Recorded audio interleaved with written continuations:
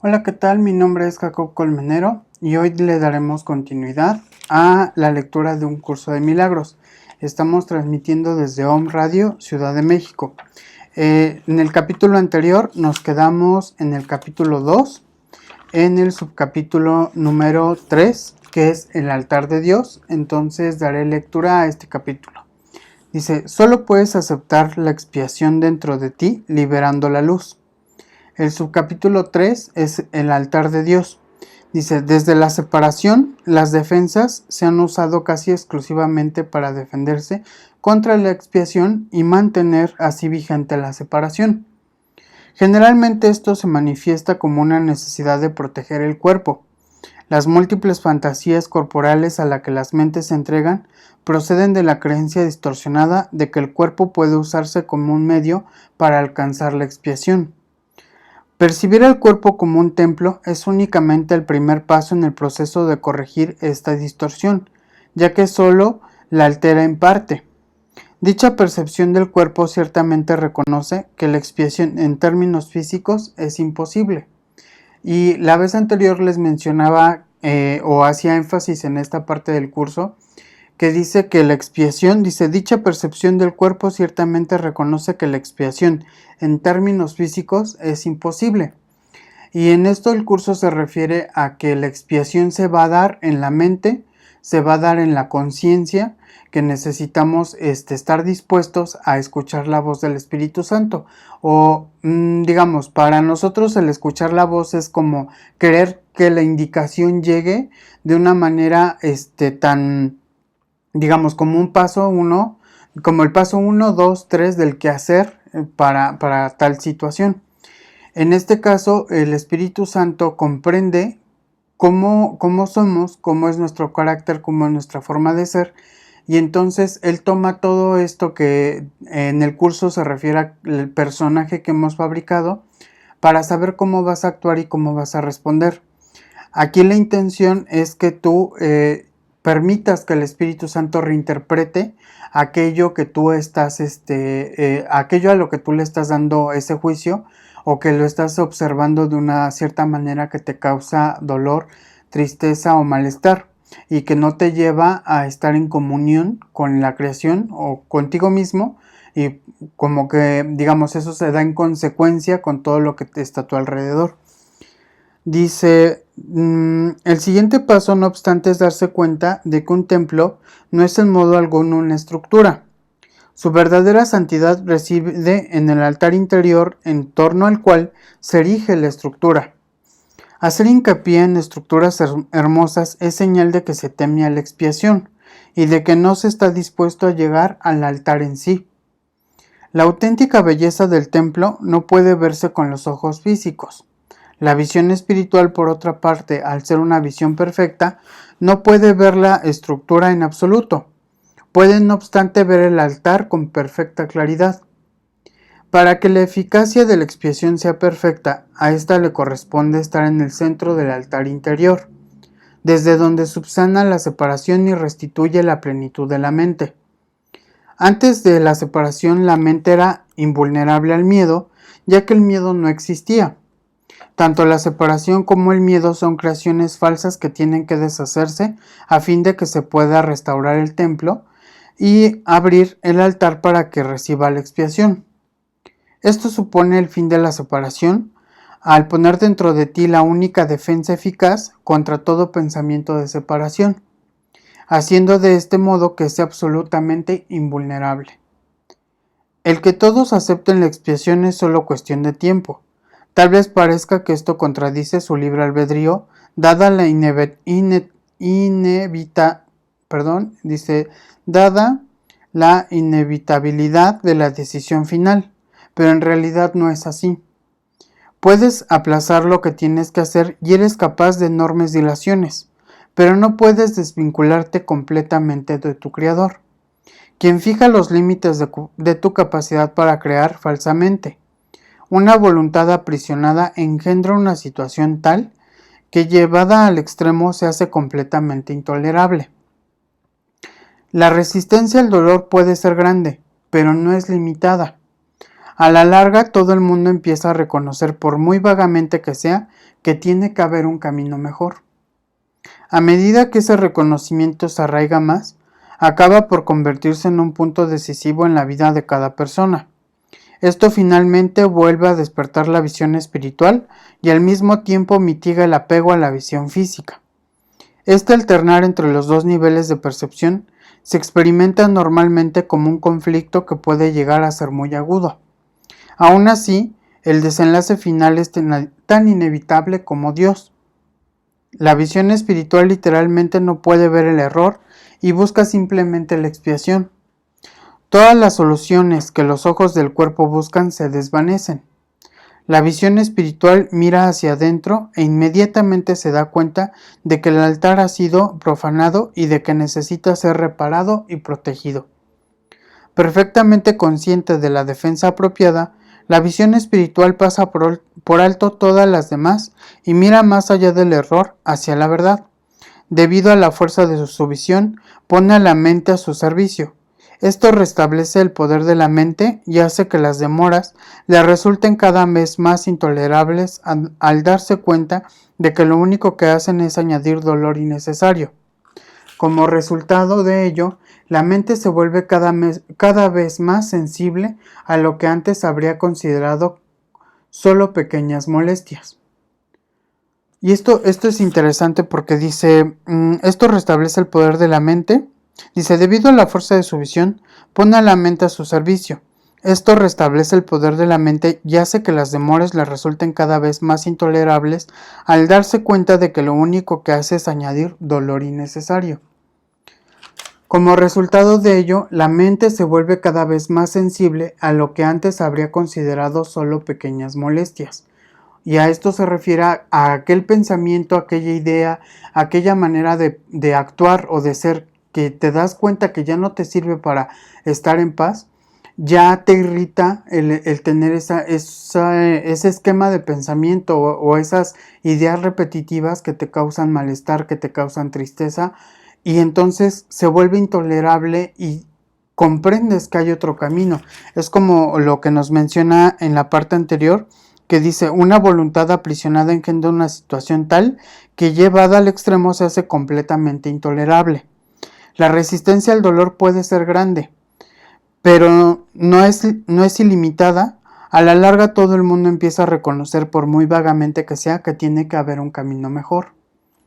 Entonces, cuando nosotros tenemos esta mente que comienza o estamos leyendo este curso y estamos comenzando a vislumbrar un panorama en donde tu mente puede estar libre de todas estas, de todos estos pensamientos repetitivos que nos hacen sentir mal, y que la mente puede ser entrenada para llevarte a esos estados de paz en cualquier situación, ya no toleras que constantemente suceda, o ya no te es tan permisible el que tú dejes que los pensamientos sean de esa manera, sino que tú ya recurres al Espíritu Santo. Dice, los hijos de Dios tienen derecho al perfecto bienestar, que resulta de tener perfecta confianza. Hasta que no logra esto, se agotan a sí mismos y desperdician sus verdaderos poderes creativos en futiles intentos de obtener un mayor bienestar valiéndose de medios inadecuados. Sin embargo, los medios reales ya les han sido provistos y no requieren esfuerzo alguno por su parte. La expiación es la única ofrenda digna de ser ofrecida en el altar de Dios, debido al valor que el altar en sí tiene. Fue creado perfecto y es eso absolutamente digno de recibir perfección. Entre Dios y sus creaciones existe una perfecta interdependencia. Él depende de ellas porque las creó perfectas. Les dio su paz para que nada las pudiese alterar ni engañar. Les dio dice, siempre que tienes miedo, te engañas a ti mismo, y tu mente no puede servir al Espíritu Santo. Eso te deja hambriento, pues te niega el pan de cada día. Dios se siente solo sin sus hijos, y sus hijos se sienten solos sin Él. Tienen que aprender a ver el mundo como un medio para poner fin a la separación. La expiación es la garantía de que finalmente lo lograrán. Y aquí nos explican que este mundo, dice, tienen que aprender que el mundo, tienen que aprender a ver el mundo como un medio para poner fin a la separación. Entonces el propósito de este mundo simplemente es un medio de entrenamiento para poner fin a todas estas ideas que tenemos de separación con respecto al Padre. Dice, y esto se va a dar, dice, la expiación es la garantía de que finalmente lo logrará. El subcapítulo 4 del capítulo 2 es la curación y la liberación del miedo. Dice, vamos a hacer ahora hincapié en la curación. El milagro es el miedo, la expiación el principio y la curación el resultado. Hablar de una curación milagrosa es combinar inapropiadamente dos órdenes de realidad diferentes. Una curación no es un milagro. La expiación, el último milagro, es un remedio, y cualquier clase de curación es su resultado. Es irrelevante a qué clase de error se aplique la expiación. Toda curación es esencialmente una liberación del miedo. Para poder llevarla a cabo, tú mismo debes estar libre de todo miedo. No entiendes lo que es la curación debido a tu propio miedo.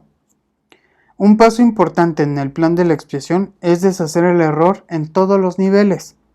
La enfermedad o mentalidad no recta es el resultado de una confusión de niveles, pues siempre comporta la creencia de que lo que está mal en un nivel puede afectar adversamente a otro. Nos hemos referido a los milagros como un medio de corregir la confusión de niveles, ya que todos los errores tienen que corregirse en el mismo nivel en que se originaron. Solo la mente puede errar. El cuerpo solo puede actuar equivocadamente cuando está respondiendo a un pensamiento falso. El cuerpo no puede crear en la creencia de que puede. Error básico da lugar a todos los síntomas físicos. Las enfermedades físicas implican la creencia en la magia. Y con esto se refiere a que magia, el curso lo maneja como algo que es independiente a Dios. O sea, como que no tiene un origen, sino que simplemente sucede de una forma que no tiene ese origen que es el Padre. O sea, que es un efecto sin causa. Y aquí la cuestión es que el curso maneja que cuando hay esa confusión entre los niveles, entre el cuerpo reacciona y el cuerpo me afecta y el cuerpo me daña y el cuerpo se enferma, cuando nos habla de ese niveles tenemos que entender el nivel mental que provoca esas reacciones. Entonces el curso va a atender a la parte mental y con esto también se puede entender que mientras uno está practicando el curso se atienden las dos partes. Se atiende tu parte física, que es ir al médico, estar en tu tratamiento, entender que todavía esta parte fisiológica la considero como una parte importante que me genera el malestar. Conforme uno va practicando el curso, va comprendiendo que tengo que comprender y tengo que asimilar mi parte mental para que repercuta en mi parte física. Pero estamos en ese entrenamiento y vamos paso a paso. Entonces el Espíritu Santo, cuando uno tiene una enfermedad, es pedirle o entregarle esta enfermedad al Espíritu Santo pidiendo la corrección de este pensamiento falso. Dice, el cuerpo solo puede actuar equivocadamente cuando está respondiendo a un pensamiento falso. Y el Espíritu Santo no actuaría sobre el cuerpo, actuaría sobre el pensamiento que hay detrás, que hace que el cuerpo reaccione y se estimule de esa manera. Entonces el Espíritu Santo va a ir sobre el pensamiento, sobre la mente, no sobre el cuerpo. Acá nos explica, digamos anterior, dice que el milagro es el medio, la expiación el principio y la curación el resultado. Entonces, la expiación va a ser el medio de un resultado. Y nosotros muchas veces cuando estamos enfermos esperamos un resultado en específico, que es que se nos quite el dolor. Pero el Espíritu Santo va a entender que el dolor es el efecto, no la causa. Y va a atender esa causa, que en este caso sería este pensamiento falso, con respecto a algo que estás sintiendo o que estás experimentando. Dice, el cuerpo no puede crear y la creencia de que puede, error básico, da lugar a todos los síntomas físicos. Las enfermedades físicas implican la creencia en la magia. La distorsión que dio lugar a la magia se baja en la creencia de que existe una capacidad creativa en la materia que la mente no puede controlar. O sea, que sucede, que pasa, que es espontáneo. Dice, este error puede manifestarse de dos formas. Se puede creer que la mente puede crear falsamente en el cuerpo o que el cuerpo puede crear falsamente en la mente. Cuando se comprende que la mente, el único nivel de creación, no puede crear más allá de sí misma, que ninguno de estos dos tipos de confusión tiene por qué producirse. Y lo curioso aquí, este principio del mentalismo es como uno de los primeros capítulos que uno de los primeros programas que yo hice fue el Kybalión, que habla precisamente de este principio mental. Y el curso de milagros hace referencia, y yo creo que muchos de los cursos espirituales hablan sobre esa parte de nuestro espíritu que es inalterable y nuestra parte mental que es la parte que está subyacente a este espíritu y que entonces va actuando, pero necesita este entrenamiento y este punto de enfoque hacia lo que realmente deseas. Eso que realmente deseamos todos, que es estar tranquilos, estar en paz, vibrar en amor, todo esto es un pensamiento compartido que tenemos y que el Creador nos dio esa necesidad o nos otorgó como esa particularidad de querer vivir en paz, porque es nuestro estado natural, es de donde provenimos y a donde nosotros al ir dejando este pasado o estas creencias nos vamos a ir acercando a nuestro origen. Es como muchas veces yo decía, no es cuestión de que te pongas el curso o de que te pongan una activación o de que suceda, sino más bien es que nos vayamos quitando los juicios, nos vayamos quitando esas estructuras mentales que mantienen esa rigidez y eso es lo que causa ese dolor, esa resistencia por esa rigidez mental que tenemos con respecto a algo y no poderlo observar de forma neutral. Para ello tenemos un guía que es el Espíritu Santo. O sea, todo proceso de sanación no tiene un origen, digamos, no es que no tenga un origen, sino más bien el Espíritu Santo es el origen de esa sanación. Entonces tú puedes pedir que al Espíritu Santo que te ayude a entender cuál es tu plan de vida para que tú te entres en ese proceso de sanación y que lleguen a ti aquellos recursos que necesites y que en su momento se tienen que manifestar porque ya estás listo y dispuesto, como nos habla en un principio el curso. Dice, cuando se comprende que la mente, el único nivel de creación, no puede crear más allá de sí misma, ninguno de estos dos tipos de confusión tiene por qué producirse. Solo la mente puede crear porque el espíritu ya fue creado y el cuerpo es un recurso de aprendizaje al servicio de la mente. Los recursos de aprendizaje no son lecciones en sí mismos. Su propósito es simplemente facilitar el aprendizaje. Lo peor que puede ocurrir cuando se usa indebidamente es que no lo faciliten. De por sí, un recurso de aprendizaje no tiene poder para producir verdaderos errores en el aprendizaje.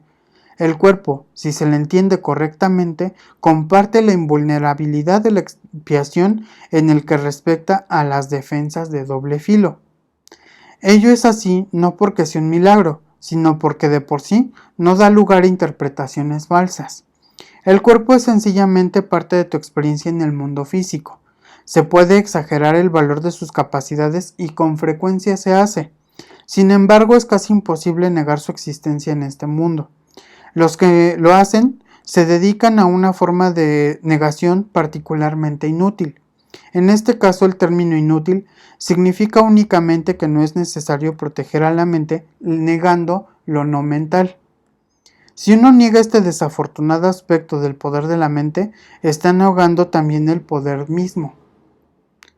Todos los remedios materiales que aceptas como medicamentos para los males corporales son reafirmaciones de principios mágicos, es decir, que tienen como principio mágico, cuando tú crees que por la investigación y el conocimiento que hay detrás de ese medicamento te estás curando, pero aquí el curso entiende o el Espíritu Santo nos manifiesta que no está mal recurrir cuando nosotros estamos en en ese nivel de conocimiento o de aprendizaje, recurrir a todos los remedios que, por ejemplo, aquí dice reafirmaciones o principios mágicos. Para el Espíritu Santo no hay problema, pero, o sea, tú puedes tomar medicamentos, puedes seguir en tu tratamiento y el curso lo que va a tratar de hacerte ver que tu enfoque vaya también a reconocer que hay en tu mente que te está enfermando. Y el Espíritu Santo está para guiarte, para salir de ese esquema de pensamiento y ese sistema mental que provoca toda esa reacción en ti. Dice, este es el primer paso que nos conduce a la creencia de que el cuerpo es el causante de sus propias enfermedades. El segundo paso en falso es tratar de curarlo por medio de agentes no creativos. Esto no quiere decir, sin embargo, que el uso de tales agentes con propósitos correctivos sea censurable. A veces la enfermedad tiene tan aprisionada la mente que temporalmente le impide a la persona tener acceso a la expiación. En este caso, tal vez sea prudente usar un enfoque conciliatorio entre el cuerpo y la mente, en el que a algo externo se le adjudica temporalmente la creencia de que puede curar. Esto se debe a que lo que menos puede ayudar, esto se debe a que lo que menos puede ayudar al que no está en su mente recta o al enfermo es hacer algo que aumente su miedo. De por sí ya se encuentra en un estado debilitado debido a este. Exponerle prematuramente a un milagro podría precipitarle al pánico, lo cual es muy probable que ocurriese en aquellos casos en que la percepción invertida ha dado lugar a la creencia de que los milagros son algo temible. El valor de la expiación no reside en la manera en que ésta se expresa. De hecho, si se usa acertadamente, será expresada inevitablemente en la forma que le resulte más beneficiosa a aquel que la va a recibir. Esto quiere decir que para que un milagro sea lo más eficaz posible, tiene que ser expresado en un idioma que el que lo ha de recibir pueda entender sin miedo. Eso no significa que ese sea necesariamente el más alto nivel de comunicación que dicha persona es capaz. Significa, no obstante, que ese es el más alto nivel de comunicación de que es capaz ahora. El propósito del milagro es elevar el nivel de comunicación, no reducirlo mediante un aumento del miedo. El quinto subcapítulo del capítulo 2 es la función del obrador de milagros. O sea, una vez que tú ya te está cayendo el 20 de que en tu mente está la causa de aquello por lo cual tú experimentas ciertos eventos en tu vida, comenzarás a ver, por ejemplo, o se comienza a ver a una persona enferma de manera distinta. O sea, al pedirle la interpretación del Espíritu Santo de aquella creencia que yo también estoy compartiendo en la enfermedad, el Espíritu Santo me mostraría se puede mostrar que la mente es la que está, hasta cierto punto aprisionada y de que la liberación se da al pedir el milagro de forma mutua. O sea, pido el milagro para mí que percibo esta enfermedad y que comparto esa creencia de enfermedad con mi hermano y a la vez veo a mi hermano en plenitud, o el Espíritu Santo me mostrará que el cuerpo solamente sirve un efecto y que la mente es la que está en conflicto, pero el espíritu está a salvo y que el espíritu está totalmente en libertad y en amor y en paz y en luz, que es la verdadera esencia de todos nosotros. Entonces, al afirmar la verdad, comienza a ver cambios porque tu percepción se está ajustando a la percepción del Espíritu Santo. O sea, estamos llegando a lo que el Espíritu Santo nos reinterpreta con respecto a ese hecho o a esa situación no observable. Dice, la función del obrador de milagros. Antes de que los obradores de milagros estén listos para emprender su función en este mundo, es esencial que comprendan cabalmente el miedo que se le tiene a la liberación. Y con esto, a un punto que me quiero referir es, cuando una persona es terapeuta, cuando comienza a dar terapia y que inclusive pareciera que cada uno en su área de acción tiene la panacea para todos los males, aún así hay personas que todavía no están listas para recibir ese tipo de sanaciones, porque en primera el esquema o el Espíritu Santo lo único que pediría es que tú pidas la intervención para Él a través de ti, para que al pedir se te dé a ti y se dé a tu paciente o a la persona con la que tú estás platicando. Es como cuando un terapeuta me platicaba que de repente llegaban jóvenes a su consultorio, bueno, no a su consultorio, sino a platicar con él, que él era profesor y entonces él no podía dar una terapia a un joven sin la autorización de los padres, o exponer en la escuela que él se dedicaba también a dar terapia, porque era un tema delicado con respecto a los alumnos. Entonces ahí estos jóvenes sienten la inspiración y la confianza de compartirte sus problemas. Entonces, me decías que para mí podría ser muy fácil el que yo les dé una terapia y salgan de eso, ¿no? Aquí cuando pues, sucede eso y no se puede actuar de esa manera, pedimos ayuda al Espíritu Santo para que nos diga qué decir y qué hacer y qué palabras en la inspiración del Espíritu le tengo que dar a este joven sin llevarlo a terapia, porque posiblemente con las palabras que yo diga, con lo que yo exprese, con la orientación que le pida al Espíritu Santo y dejarle el control a él, esta situación puede cambiar y esta situación la entrego y yo ya estoy pidiendo el milagro y cumpliendo mi función como el obrador de milagros, sin que yo lo pregone, sino simplemente en mi práctica constante de pedir que se manifieste. Entonces dice, antes de que los obradores de milagros estén listos para emprender su función en este mundo, es esencial que comprendan cabalmente el miedo que se le tiene a la liberación. Y con esto posiblemente el joven no me diga el miedo, pero sí hay una, tú lo puedes reconocer, que todo ese malestar proviene de un temor que está por debajo, que está oculto con respecto a una situación, pero ahí tú puedes pedir ayuda al Espíritu Santo para manifestar esa intención. Con esto me voy a un corte, con esto cierro y continuamos con la lectura de la función del obrador de milagros al regresar del corte. Hola a todo el público de Om Radio. Tenemos una gran sorpresa los viernes a las 11 de la mañana. Ella es Marisol López. Y vamos a estar acompañándote para transmutar tu energía y tu alma mediante la palabra, con muchos temas de interés. Ella es mi amiga Lisette Lara. Y vamos a estar acompañándote en procesos terapéuticos de sanación y alquimia, transmutación de la energía en tu alma.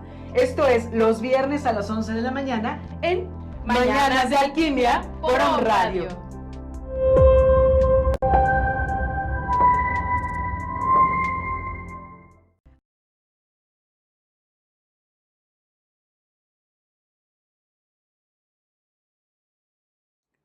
Ya regresamos del corte y continuamos con la lectura del subcapítulo número 5 del capítulo 2, que es la función del obrador de milagros. Dice, antes de que los obradores de milagros estén listos para emprender su función en este mundo, es esencial que comprendan cabalmente el miedo que se le tiene a la liberación. De lo contrario, podrían fomentar inadvertidamente la creencia de que la liberación significa aprisionamiento, creencia que de por sí ya es muy prevaleciente. Esta percepción errónea procede a su vez de la creencia de que el daño puede limitarse solo al cuerpo. Ello se debe al miedo subyacente de que la mente puede hacerse daño a sí misma. Ninguno de esos errores es significativo, ya que las creaciones falsas de la mente en realidad no existen. Este reconocimiento es un recurso protector mucho más eficaz que cualquier forma de confusión de niveles, porque introduce la corrección al nivel del error. Es esencial recordar que solo la mente puede crear y que la corrección solo puede tener lugar en el nivel del pensamiento. Para ampliar algo que ya se mencionó anteriormente, el espíritu ya es perfecto y por lo tanto no requiere corrección. El cuerpo no existe excepto como un recurso de aprendizaje al servicio de la mente. Este recurso de aprendizaje de por sí no comete errores porque no puede crear. Es obvio, pues, que inducir a la mente a que renuncie a sus creaciones falsas es la única aplicación de la capacidad creativa que realmente tiene sentido. La magia es el uso insensato o mal creativo de la mente. Los medicamentos físicos son una forma de hechizo, lo pone entre comillas, pero si tienes miedo de usar la mente para curar, no debes intentar hacerlo. El hecho mismo de que tengas miedo hace que tu mente sea vulnerable a crear falsamente. Es probable, por lo tanto, que no entiendas correctamente cualquier curación que pudiera producirse, y puesto que el egocentrismo va normalmente acompañado de miedo, tal vez no puedas aceptar la verdadera fuente de la curación. En tal caso, es menos arriesgado depender temporalmente de artificios curativos físicos, ya que no puedes percibirlos erróneamente como tus propias creaciones. Mientras tu sensación de vulnerabilidad persista, no debes intentar obrar milagros. He dicho ya que los milagros son expresiones de una orientación milagrosa, y de una orientación milagrosa no es otra cosa que una mentalidad recta. Los que poseen una mentalidad recta no exaltan ni menosprecian la mente del que obra milagros, ni de la que los percibe. Dice, ni de la que los recibe. En cuanto a qué medio de corrección, sin embargo, el milagro no tiene que esperar a que al que los ha de recibir goce de una mentalidad recta. Es lo que les mencionaba anteriormente, de que no es necesario que el otro esté practicando o no el curso, o sepa o no el curso. El que está en esa disposición de aplicar el curso en su vida, comienzan a llegar esos recursos de aprendizaje. Y entonces el aprendizaje es como tú que estás en tu mente recta, o que estás constantemente pidiendo ayuda para mantenerte en tu mente recta, eres el que va a pedir el milagro en favor de ti y de los demás, a través de lo que estoy percibiendo. Es como lo que les comentaba en la primera parte, en donde les decía que no es necesario que tú le expreses a la otra persona que estás haciendo el curso o que estás llevando a cabo una práctica espiritual, sino más bien pedirle al espíritu, o sea, ponerte en acción tú con el espíritu para pedir esa corrección, y que se dé desde tu mentalidad recta, y que continuamente tú tengas ese hábito de pedir ayuda. Dice, en cuanto a qué medio de corrección, sin embargo, el milagro no tiene que esperar a que el que los ha de recibir goce de una mentalidad recta. De hecho, su propósito es restituirle su mente recta. Es esencial, no obstante, que el obrador de milagros esté en su mente recta, aunque sea brevemente, o de lo contrario sería incapaz de restablecer la mentalidad recta en otros. Y con esto, aunque sea brevemente, es como en el momento en el que yo me doy cuenta que puedo pedirle ayuda al Espíritu Santo, y que Él puede ayudarme a ver esta situación desde otra manera o desde otra perspectiva. Es constante pedir ayuda, e inclusive cuando tú estás aplicando, digamos, las lecciones del curso en tu día a día, es como si se comenzara a programar tu día para que lleguen a ti los medios para que tú apliques esa lección. Entonces, cuando más confusión se tiene al respecto, es cuando más ayuda se debe de pedir al Espíritu, para que Él te ayude a que tu mente sea receptiva a la luz, a la iluminación, y que se desvanezcan las ilusiones. Dice, el sanador que confía en su propio estado de preparación pone en peligro su entendimiento. O sea, cuando tú crees que la sanación se tiene que dar desde algún lugar, o desde tu juicio, o desde tu percepción, o desde tus ideas preconcebidas, o porque trataste un caso similar, también puedo sacarlo, puedo hacerlo. Cuando tú ya estás confiando más en tus propios recursos y no en el aprendizaje que te puede dar la experiencia, es cuando se pone en peligro lo que dice el sanador que confía en su propio estado de preparación, pone en peligro su entendimiento. Es decir, la lección que pude haber aprendido ahí no se da, o no estoy receptivo porque creo más, o estoy queriendo dirigir el curso de la situación en vez de permitir que se me muestre cómo son las situaciones en realidad, más allá de mis interpretaciones. Dice, estás perfectamente a salvo siempre que no te preocupes en absoluto por tu estado de preparación. pero mantengas firme confianza en el mío. Y con esto se refiere a: no te preocupes, yo no te voy a llevar a una situación que no puedas manejar, pero lo que sí te pido es que mantengas esa comunicación conmigo para que no albergues pensamientos de miedo con respecto a la situación que vives o con respecto a la situación que se está manifestando, porque necesitamos desvanecer esas ideas. Dice: si tus inclinaciones a obrar milagros no están funcionando debidamente, es siempre porque el miedo se ha infiltrado en tu mentalidad recta y lo ha invertido. Toda forma de mentalidad no recta es el resultado de negarte a aceptar la expiación para ti mismo. Si la aceptases, estarías en una posición desde la que podrías reconocer que los que tienen necesidad de curación son simplemente aquellos que aún no se han dado cuenta de que la mentalidad recta es en sí la curación. La única responsabilidad del obrador de milagros es aceptar la expiación para sí mismo. O sea, es cuando tú lo aceptas, cuando tú lo estás haciendo para ti. El milagro va a obrarse en ti y por consecuencia en los otros. Entonces es la única obligación que tenemos que hacer, poner nuestra disposición para llevar a cabo nuestro propio proceso y manifestarse por extensión. Dice: esto significa que reconoces que la mente es un único nivel creativo y que la expiación puede sanar sus errores. Una vez que hayas aceptado esto, tu mente podrá solamente sanar. Al negarle a tu mente cualquier potencial destructivo y restituir de nuevo sus poderes estrictamente constructivos, te colocas en una posición desde la que puedes eliminar la confusión de niveles en otros. El mensaje que entonces les comunicas es el hecho irrefutable de que sus mentes son igualmente constructivas y de que sus creaciones falsas no pueden hacerles daño. Al afirmar esto, liberas a la mente de la tendencia a exagerar el valor de su propio recurso de aprendizaje y la restituyes a su verdadero papel de estudiante. Debe subrayarse nuevamente que el cuerpo le resulta tan imposible aprender como crear. En cuanto que el recurso de aprendizaje se deja llevar simplemente por el estudiante, mas si se le dota falsamente de iniciativa propia, se convierte en una seria obstrucción para el mismo aprendizaje que debería de facilitar. Solo la mente es capaz de iluminación. El espíritu ya está iluminado y el cuerpo de por sí es demasiado denso. La mente, sin embargo, puede llegar su iluminación hasta el cuerpo al reconocer que éste no es el estudiante y que por lo tanto no tiene la capacidad de aprender.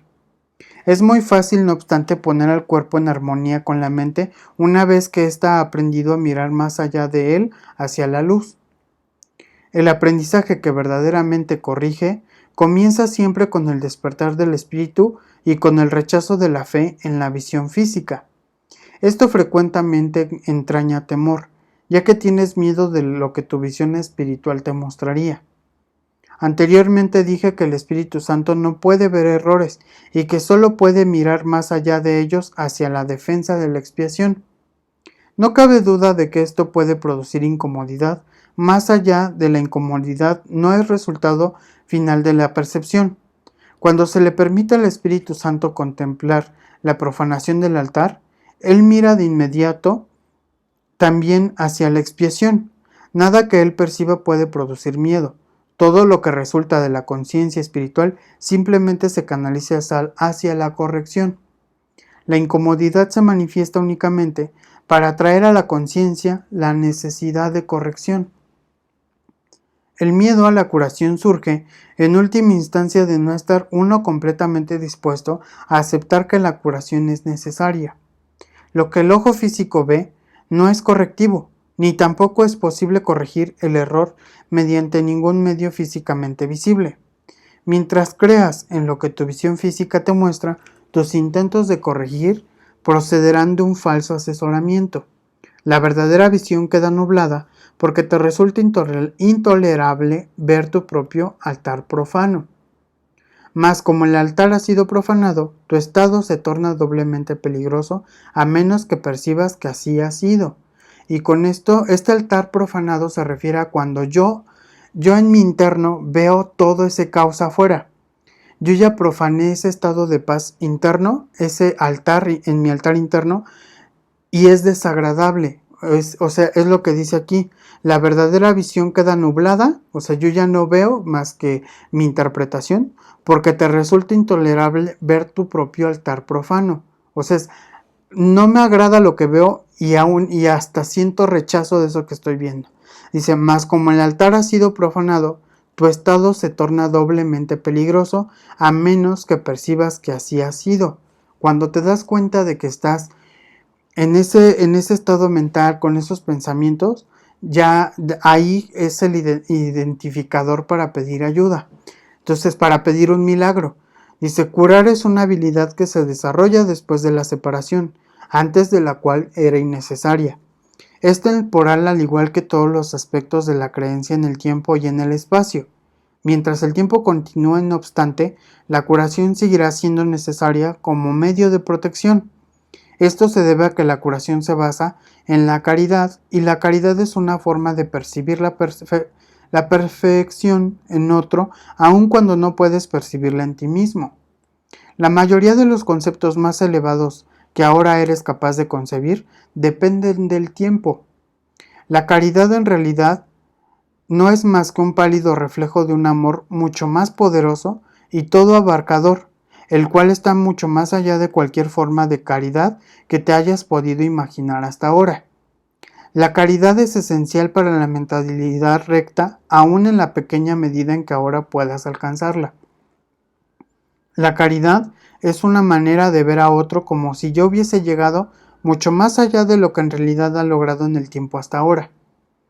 Puesto que su pensamiento tiene fallos, no puede ver que la expiación es para él, pues de otro modo no tendría necesidad de caridad. La caridad que se le concede es a la vez una confirmación de que necesita ayuda, así como el reconocimiento de que la aceptará. Estas dos concepciones denotan claramente su dependencia del tiempo, haciendo patente el hecho de que la caridad opera todavía dentro de las limitaciones de este mundo. Dije anteriormente que solo la revelación trasciende el tiempo. El milagro, al ser una expresión de caridad, tan solo puede acortarlo. Hay que entender, no obstante, que cuando le ofreces un milagro a otro, estás acordando sufrimiento y el tuyo. Esto corrige tanto retroactivamente como progresivamente. Aquí hay un subcapítulo o un inciso A, que es Principios Especiales de los Obradores de Milagros. Dice, el milagro elimina la necesidad de tener preocupaciones de rango inferior, puesto que es un intervalo de tiempo que está fuera de las coordenadas temporales en las que normalmente operamos. Las consideraciones normales con respecto al tiempo y al espacio no le afectan. Cuando obres un milagro, yo haré los arreglos necesarios para que el tiempo y el espacio se ajusten a él. Es esencial hacer una clara distinción entre lo que se crea y lo que se fabrica. Toda forma de curación se basa en esta corrección fundamental de percepción de niveles. Nunca confundas la mentalidad recta con la mentalidad errada. Reaccionar ante cualquier clase de error de cualquier forma que no sea con un deseo de sanar es una expresión de esa confusión. El milagro es siempre la negación de ese error y la afirmación de la verdad. Solo la mentalidad recta puede corregir de forma que sus efectos sean reales. De hecho, lo que no se produce, efectos reales en realidad no existe. Sus efectos, por lo tanto, son nulos. Al no tener contenido sustancial, se presta a ser proyectado. El poder del milagro para ajustar niveles genera la percepción correcta que da lugar a la curación.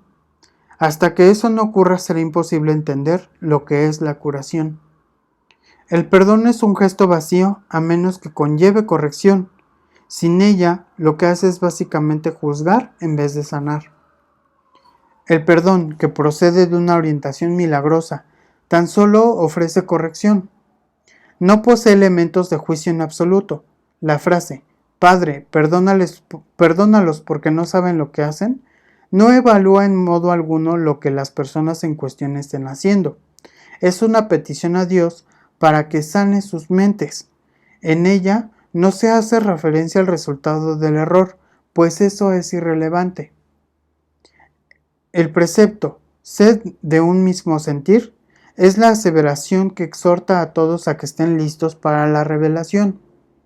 Mi ruego, haced esto en memoria mía, es una petición a los obradores de milagros para que colaboren conmigo. Esas dos aseveraciones no pertenecen a un mismo orden de tiempo. Dice, esas dos aseveraciones no pertenecen a un mismo orden de realidad.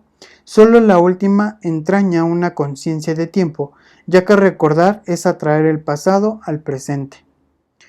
El tiempo está bajo mi control, pero la eternidad le pertenece a Dios. En el tiempo existimos unos con otros y unos para otros. En la eternidad coexistimos con Dios.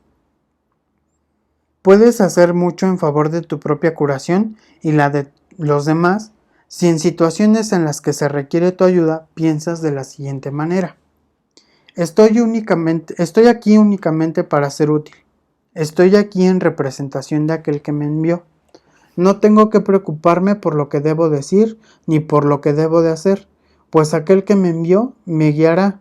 Me siento satisfecho de estar donde quiera que Él desee, porque sé que Él estará allí conmigo. Sanaré a medida que le permita enseñarme a sanar. Y con esto se refiere a nosotros ya estamos comenzando a practicar, a leer, a asimilar el curso en nuestra vida. Entonces, esta es como la parte inicial o de los primeros capítulos. Entonces dice, yo cómo puedo comenzar a obrar milagros o hacer ese intermediario para que se den. Entonces lo que les comentaba, tú al estar presente en cualquier situación, no es que tú obres el milagro ni que tú quieras dar la cátedra de cómo suceden o qué son, o lo que estás leyendo en el curso para instruir a los demás. Aquí más bien lo que te dice es que te conviertas en una persona disponible, ya que los milagros van a operar en dirección del plan que tiene el Espíritu Santo y el Maestro Jesús. Entonces aquí dice, cuando tú estás en esa situación o en esa, en esa incertidumbre del por qué tú estás en donde estás, simplemente regresa a estas palabras que dice aquí que ofrecen esa paz de soltar el control hacia un bien mayor, que dice, estoy únicamente aquí para ser útil. O sea, tengo la disposición de que voy a servir de alguna manera. Estoy aquí en representación de aquel que me envió. Es decir, estoy en un plan, en un adiestramiento mental que me va a llevar a la paz, al amor. No sé cuál es, pero estoy aquí porque Él me envió y sabe que por aquí está la revelación que yo tengo que ver. No tengo que preocuparme por lo que debo decir ni por lo que debo hacer, pues aquel que me envió me guiará. Es el plan que yo estoy ahí por algo, para algo, con un propósito, con una razón. Me siento satisfecho de estar donde quiera que Él desee, porque sé que Él estará allí conmigo. En el preciso momento en el que tú necesites pedirle ayuda, Él va a estar ahí contigo. Trabajo, escuela, con las relaciones de familia, relaciones de pareja, relaciones laborales, relaciones comerciales, de todo tipo. Sanaré a medida que le permita enseñarme a sanar. En la medida en la que yo dé permiso de que Él esté conmigo y de que se manifieste en mi día a día, me va a ir enseñando y enseñando y enseñando. Llegamos así al subcapítulo número 6 que dice miedo y conflicto. Dice, tener miedo parece ser algo involuntario y no estar bajo tu control. Mas he dicho ya que solo los actos constructivos deben ser involuntarios. Mi control puede hacerse cargo de todo lo que no es importante, mientras que si así lo decides, mi asesoramiento puede dirigir todo lo que sí lo es. Yo no puedo controlar el miedo, pero este puede ser autocontrolado. Tu miedo me impide darte mi control. La presencia del miedo indica que has elevado pensamientos corporales al nivel de la mente. Eso los pone fuera de mi control y te hace sentir personalmente responsable de ellos, lo cual es una obvia confusión de niveles. Yo no fomento la confusión de niveles, tú debes no obstante elegir corregirla.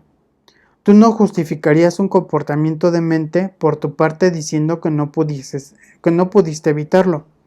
¿Por qué entonces condonas pensamientos de mentes? Y este punto es muy interesante. Dice, tú perdonas, dice, yo no fomento la confusión de niveles. Dice, tú justificas un comportamiento de mente por parte diciendo que no pudiste evitarlo.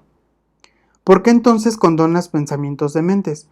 A esto se refiere de que, por ejemplo, en nuestro actuar, en nuestro comportamiento con los demás, sí tenemos control de lo que decimos, de lo que hacemos, planeamos, cómo voy a decir, cómo me voy a comportar. Tenemos un código de comportamiento entre nosotros que nos ponen categorías de ser educado, de no ser educado, de ser responsable, de ser irresponsable. Tenemos un código de comportamiento a cualquier nivel. Y dice, en este sentido, tú no permites la locura ni ser como abruptamente espontáneo en expresar, en decir todo lo que quieres decir. Tienes un control y estás muy pendiente de actuar de esa manera con respecto a esas maneras de proceder con los demás. Dice, lo curioso es que tu comportamiento, sí cuidas tu comportamiento. Entonces, ¿por qué entonces condonas pensamientos de mentes? ¿Por qué nuestra mente sí permitimos que tengan todas esas maneras de pensar? Que el curso de milagros nos va dando la orientación de cómo entrenar nuestra mente para que no reaccione o que nuestra mente no esté constantemente creando de esa manera. Dice, ¿por qué no poner atención en eso? Dice, hay una confusión en esto que te convendría examinar detenidamente. Tal vez creas que eres responsable de lo que haces, pero no de lo que piensas. La verdad es que eres responsable de lo que piensas, porque es solamente en ese nivel donde puedes ejercer tu poder de decisión. Tus acciones son el resultado de tus pensamientos. No puedes separarle de la verdad otorgando la autonomía al comportamiento.